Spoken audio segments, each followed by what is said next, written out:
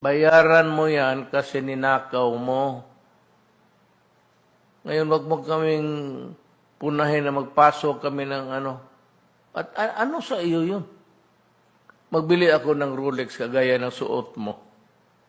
Would it erase your criminal liability of malversing the 86 million? Kung sakali gusto ko bumili talaga, pipilitin ko. I have to get it from the savings, my savings. Pero hindi naman, kaya ko naman siguro maabot yan, yung relo na sinusuot mo. Ang problema, Gordon, bayaran mo. Kasi kinakailangan ng gobyerno. Dahil magbili pa tayo ng maraming bakuna. Alam mo yan. Kulang ang pera natin. At naipon natin, but we have 110 million souls to worry about. So, pakiusap ko lang sa iyo, bayaran mo.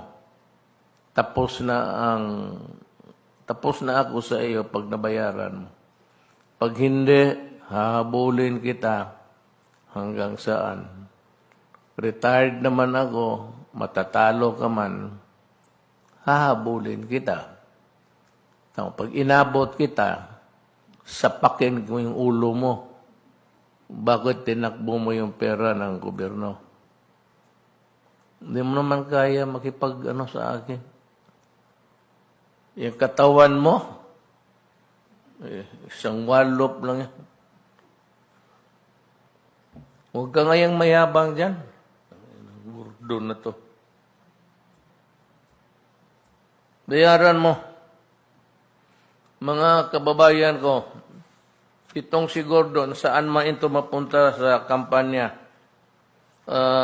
bago siya magsalita, magsigaw kayo, bayaran mo. Bayaran mo. Kasi talaga,